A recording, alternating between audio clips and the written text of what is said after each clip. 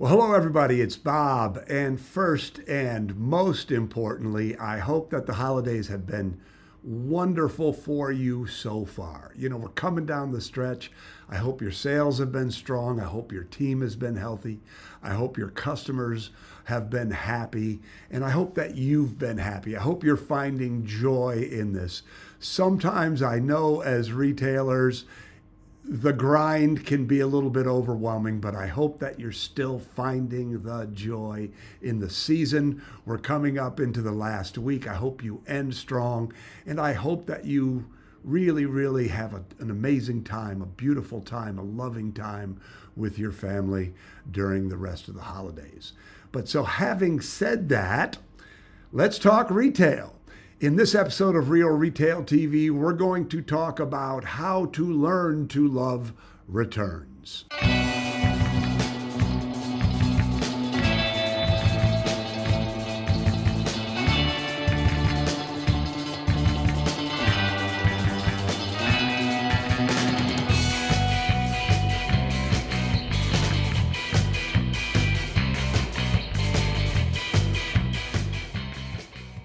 Returns get a bad rap.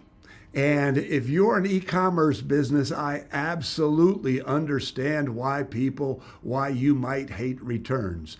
But as a brick and mortar retailer, assuming you're a brick and mortar retailer who is watching this, I want to encourage you to love returns. Because if someone comes into your store with a gift that they've received and it's not perfect, you have an opportunity to make it perfect.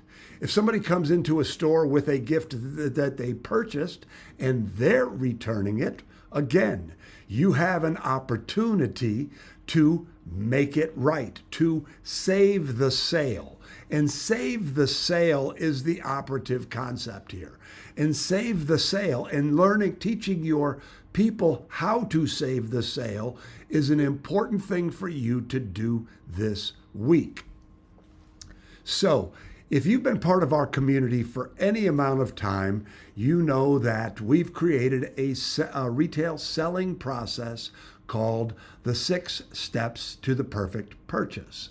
And the idea of the perfect purchase is that you always want your selling, that sales process, to get your customer to the place where what they're walking out with is perfect for them. Not best for you, perfect for them.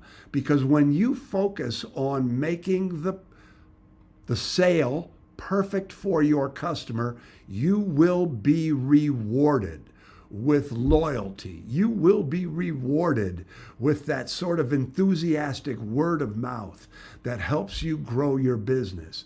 And you will be rewarded with a bigger, better, more sustainable business. Well, this idea of the perfect purchase moves itself into the holiday spirit with the idea of the perfect gift. So if somebody is coming into your store with a return, it means that it wasn't perfect. And you have the opportunity to take what wasn't perfect and make it perfect.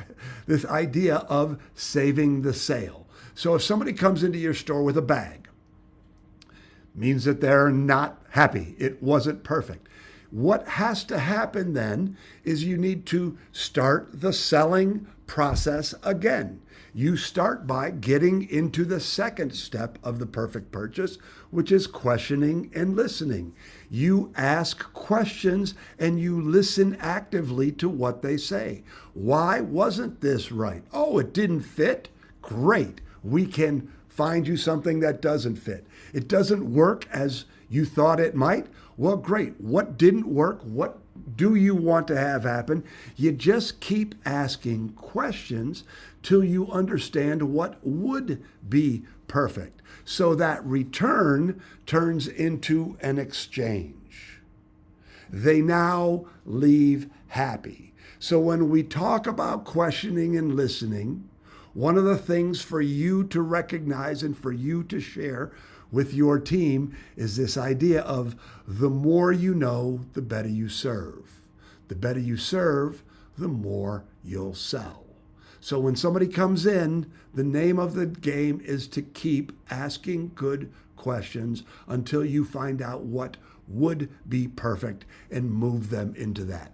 Another beautiful thing about this is once they're in your store, once they're engaged in your merchandise, once you're bringing that return and making it into an exchange, it's also an opportunity to sell them more stuff, right? They're there. Let's show them more stuff. As my colleague Harry Friedman says, show, show, show until they say no. You probably have things on clearance. It's an opportunity to show. So we're always looking to take that return, make it into an exchange, and then hopefully sell them more stuff. So this is again, it's a great opportunity for it's a mindset shift that I'm encouraging you to make. I'm encouraging your team to make through your education and training. But it really, really is one of those opportunities that a lot of people don't recognize, therefore don't take advantage of.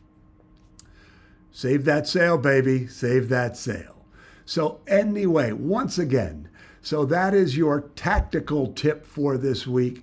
But my main message to you is I hope that this holiday season is filled with love and joy. And we'll see you next week.